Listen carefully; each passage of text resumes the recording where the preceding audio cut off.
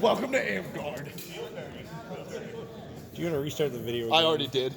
No, after that, welcome to Amguard. Nope. So actually, hi guys. Hi. Like, most of you guys know who I am, right? That dude Matsu, right?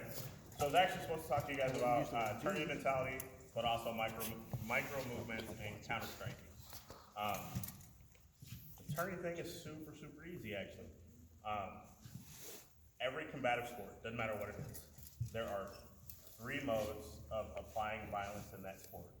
There's training, hell work, cardio, go to the gym, eating right, getting sleep, hydrating.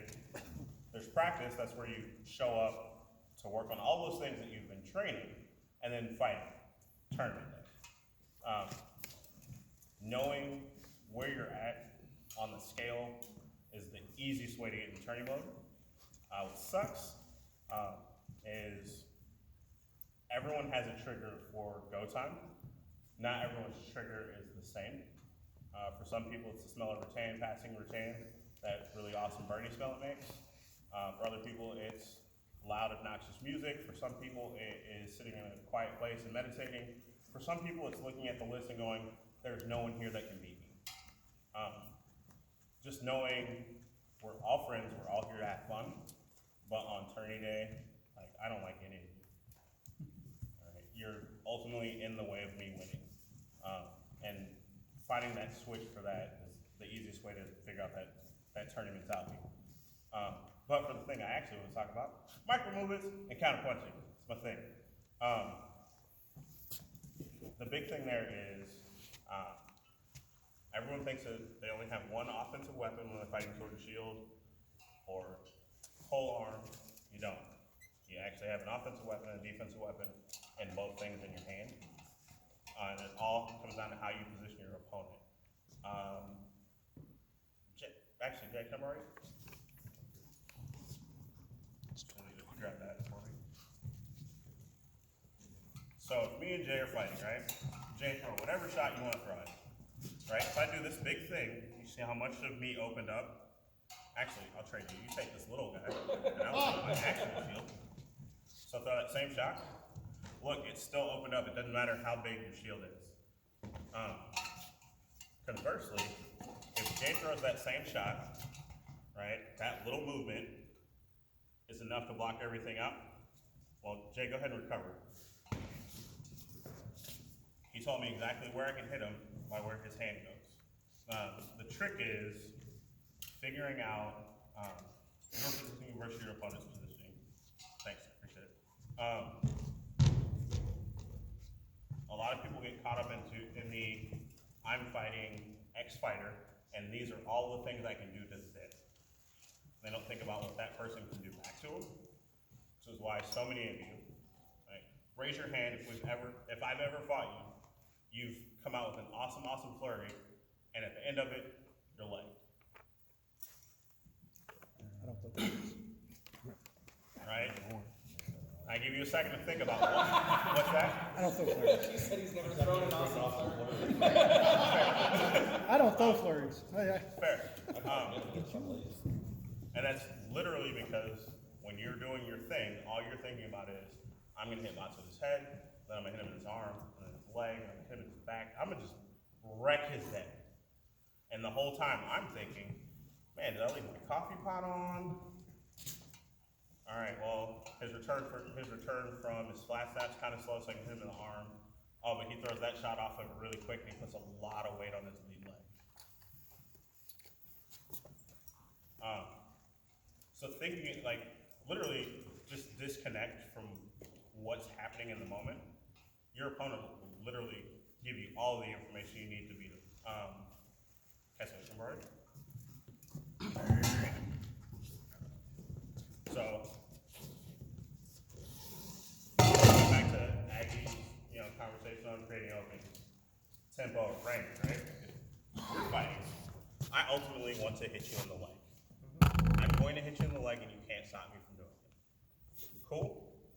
You get to throw all the offense though.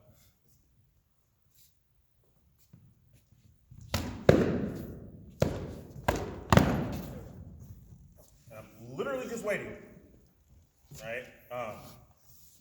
But if you notice, every shot he threw, my block was this, because it keeps my shape as close to my original shape as possible. It's when we start letting our hands float out, our feet get wide, or get lost in movement, that other guys hit me. He hit me 4 times. I don't like it. Sucks. Like it. Sucks. But at the same time, I managed to stay right here, which is where I want to be the whole time. All right? I can block everything he wants to throw at me, either rolling my wrist or sliding my hand 2 inches in any direction. Let me ask you a few questions about the planning that you're executing on here. So when you came up, you said, what's gonna happen in this fight is I'm going to take his leg out, and then I'm gonna do the things to make that happen, right? Which is executing your blocks appropriately and waiting until you generated the opportunity to hit his leg. So is that a tactic? I mean, we all have the shots that we're good at, right? And we know what we do. Is that something you know is good? Did you just pick a leg at random, or is that one of your game plans? Or expand on that a bit. Okay, so it started, a sheer Martino would destroy my legs every time I fought. Every time. And I hated it. It hurts. I don't like it. And I literally would go back and analyze their fights. All right, how were they hitting me in the leg? And I realized every time they hit me in the leg, it was after they blocked the shot I thrown out. So I worked really hard on hitting people in the leg. And then I realized a lot of people, Aggie especially, Xerxes, caught on to, I'm gonna hit you in the outside leg, and they would instinctively let their guards shift, like unnoticeable almost. So I couldn't hit him in the outside leg, and I was like, well, shit, if that's gone, what do I hit now? And then I started hitting them in the forearm. And then they started tucking their hand for that, and I was like, well, flat step's back. Okay. So it's literally, I picked leg because that's the thing that most people know I hit. It doesn't really matter what it is. And I'm literally, in that example, I'm actually waiting for our contact. So throw that shot again, stay there. Now return. You see where as soon as he got to here, his arm's open, right? I have to cheat an angle, but his arm's open. If he's fighting with the shield, grab one. Whichever one's in that. So if he throws the same shot, boom, go ahead and return. Well, the arm's gone because his corner's in the way, but his head's open now. And literally, I'm waiting for, I want to feel the impact from his sword, and as soon as that pressure relieves, that's when I'm firing. And it literally takes, so my head's way, way open, that much movement to take that shot away. Instead of, oh, I'm here, and he goes to throw over there and I do this thing, well, my shape's bad now, right? I've taken my defense from here to here, so even if I go to return that shot at his head, well, now I have to beat his shield hand, but also rotate my body so he doesn't blow my ribs up. So another thing that I'd like to, because I think this is great information on here, is to figure out how to execute, to take something like that where you're like, I'm going to do what I need to do to get his leg, and then how to execute that into the training practice fighting techniques, and how to ramp those levels up, and how to build them. Right? So my drill for counter striking actually goes back to hanging out with Aggie all the time. You're welcome. You'll hear this a lot. Right. Aggie is really good at the analytical part of fighting before a fight's actually happening. He's very reactionary in a fight, whereas I'm horrible away from a fight, analyzing the fight before it happens. I can do it after, but I'm really good at, being athletic and breaking that stuff out when it's happening. Actively using the tools. Right. How many people here fight with a center grip shield? So almost everyone, right? The coolest thing I can tell you in micro movements is it's the big metal part of your shield, covers your heart and lungs. It's really hard to kill you. Me and Armfast were just doing a thing, and he was wondering how this much movement blocks all of his shots. I'm literally drawing a line. Sorry. So that you make smaller movements, use the center boss of your shield, and imagine that there is a string, or it's actually a stick, you need something rigid, from the center of your shield boss to the center of your opponent's basket. If that never breaks, can't hit you.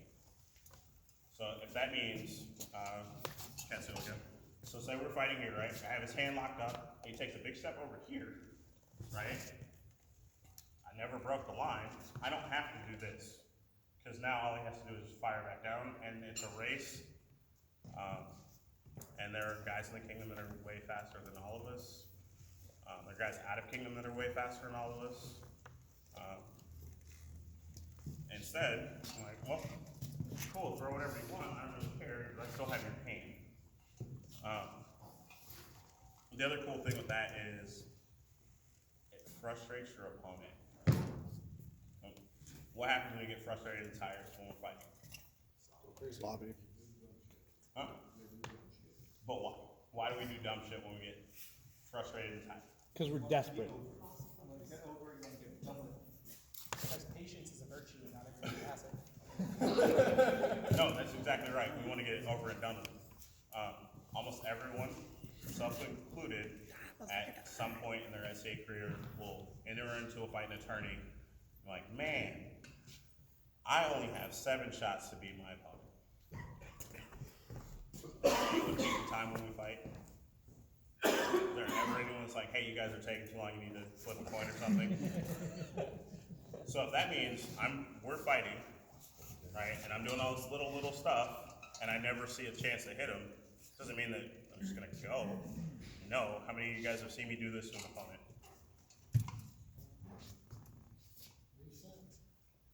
That's cool, you can't kill me over there. But like the big thing is like, we don't actually die when we play this thing. None of us actually die. We get to do it all over again. I don't know how many fights I've lost. I don't know how many I've won. Like, just be patient. Damn it, I was gonna say something, I lost it. Help me out, dude. Give me a word. Pistachio, I don't. Oh, so you're going to bring up how you generate force on those micro throws. Huh? You're going to bring up how you throw with force on those short throws. Because a lot of people here aren't going to generate force, right, Matsu? Thanks, see? And that's why I get my. You're the guy up there. The other thing that's weird with micro movements is eventually the range shrinks. Right? You end up belly to belly with someone. How many people find themselves in that position and not being able to hit the other person hard enough? Cool. Andy, come on, let's play it. So.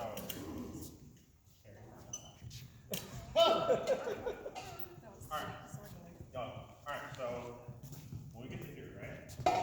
It's still small movements. Right? For me to block a leg shot, that's all I have to move. So the trick to throwing in there with power. So I want you to throw this arm. Try and punch yourself in that shoulder. Try and punch yourself in that shoulder. Way different, wasn't it? So there's the other cool thing with counterpunching, there's a violent arc, power band, if you will. The closer you are to your opponent, the shorter it is. So you have to make space somewhere else. You make space by moving your hand. So this range that you have over here, well, you still got it. It just goes this way instead. So you're still moving that same arc. What's even better with that is in that same position, try and punch yourself in the shoulder again, but with a short vertical. Yep.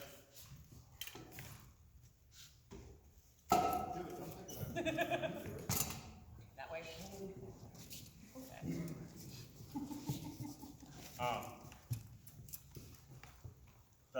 I feel like what you were actually getting at is when an opponent is leg isn't. No, but that's the I fun feel- side of this whole mechanic thing. I feel like it's over though. So it works even better when your opponent's leg. Or when you're leg. So everyone fights, it's leg, right? Your opponent does his thing to pin you, and then he gets to the right. Alright, so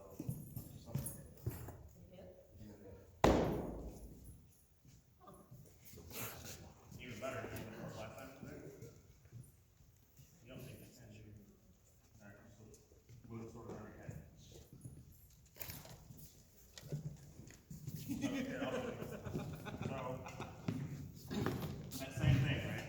This is where you have to be the most patient in SCA fighting. Normally, if you're legged and you throw first, you lose, right? So we're here. I have all of this space behind me to throw whatever I want. And literally, I want this person to put pressure on me, and it did it naturally, right? So now, she doesn't think she can get hit anywhere, right? Whacked in the leg. Yeah, absolutely. You have a whole sphere that you get to move through. So, your sword's like the spoke on a wagon wheel. Makes sense? The pommel's the hub. It's gonna rotate around the hub, no matter where the sword is. So, those like super close-in encounters, like all of your defense, literally is this. I'm on fire, I need to put it out.